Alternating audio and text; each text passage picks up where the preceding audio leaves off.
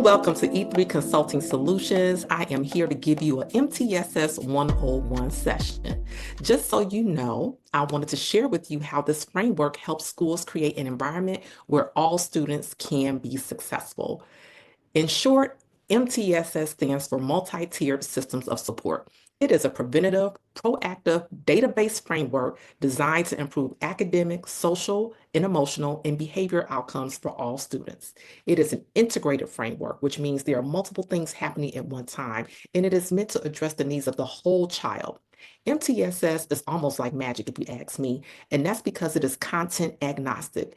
It is not a specific program or curriculum, but rather a school improvement approach that helps schools organize their resources and implement evidence-based practices efficiently and, more importantly, with fidelity. So at its core, multi-tier systems of support is about being proactive rather than reactive. When systems are clear and identify student needs early, then there is a greater chance of success. And let me say, being clear early on is good for teachers, students, and families, because we understand that schools are complex systems, but there are many things that are kind of predictable. So based on that, our systems are able to anticipate and address needs before they become significant challenges. So here are some basics around multi-tier systems of support. There are 3 tiers of support, but for the purposes of today's learning, I'm going to focus primarily on tier 1. Tier 1 represents a universal set of expectations and supports that benefit all students. So in a well-implemented MTSS framework, about 75 to 80% of students should be successful based at tier 1. Whether that is an academic system, a social and emotional system, our high quality instruction, our school-wide positive behaviors or PBIS. These are some of the systems that we are talking about. Even from an assessment perspective, we want students to be successful. That will mean having a universal screening system that again identifies student strengths and challenges so the system can be flexible and adaptable to that.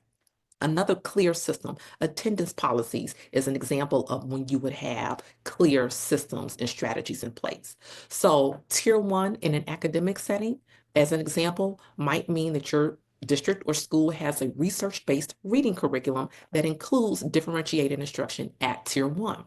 Behaviorally, it might mean that you have clearly defined expectations that are taught, modeled, and reinforced throughout the school. That will be your behavior expectations, your SEL expectations, the expectations around educators teaching those behaviors using an evidence-based curriculum like Second Step.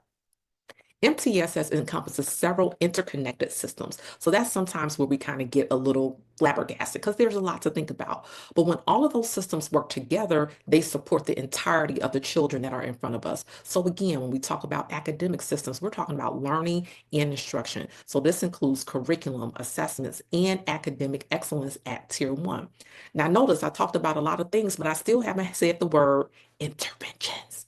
And that is because that is not the only focus of multi-tiered systems of support. I know a lot of times that's our gut reaction. Oh, you mean just implementing interventions? Actually, no, it's not only implementing interventions. It's implementing and establishing a system that has clear expectations so that when students or teachers are unable to meet those expectations, we then kick in with interventions. So before students ever see or participates in an intervention, we have made sure that they are in a system that is well established with a research-based core curriculum aligned to standards. There's a universal screener in place that assesses where students are academically in reading and or math, and you will also probably have a behavior screener in place too.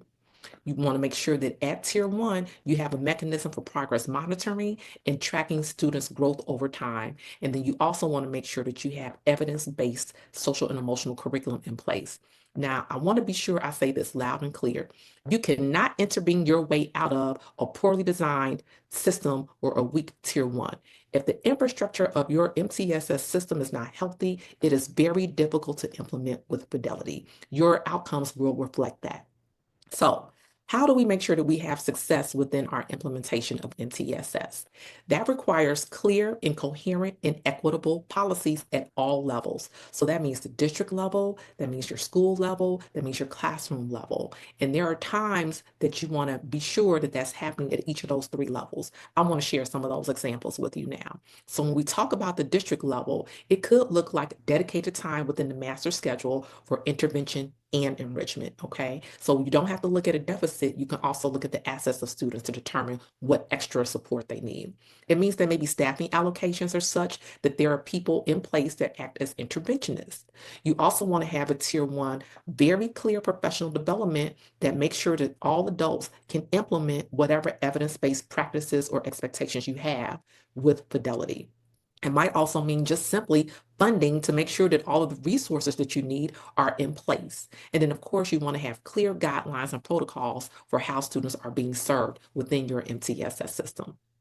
At the school level, supportive policies might include protected time for collaborative team meetings. There's nothing worse than being expected to implement MTSS with fidelity, but not having enough time to actually do all of the things it takes to do that well. You want to make sure that there are clear protocols in place for looking at and reviewing data. You want to make sure you have access to the data. Hello? And then that will allow your teams to actually plan for intervention with the greatest probability of success. You want to have consistent scheduling for when students are pulled in and out of classes for intervention and for progress monitoring or universal screening. You want to have a really clear formalized referral process with clear cut scores around entry and exit for those interventions. At the classroom level, tier one looks like making sure that every teacher has access to a high quality tier one curriculum. And you want to make sure that they also have access to or have knowledge of and can implement instructional practices that are highly engaging and help students access the content that they are expected to master. So what does that look like? Expectations for tier one differentiation, like using graphic organizers or even task menus that allow different students to accomplish mastery in different ways. You want to have clear guidelines for assessment practices and progress monitoring, and you want to make sure that expectations around school-wide support are consistently implemented. I want to pause for an example of some tier one school-wide expectations.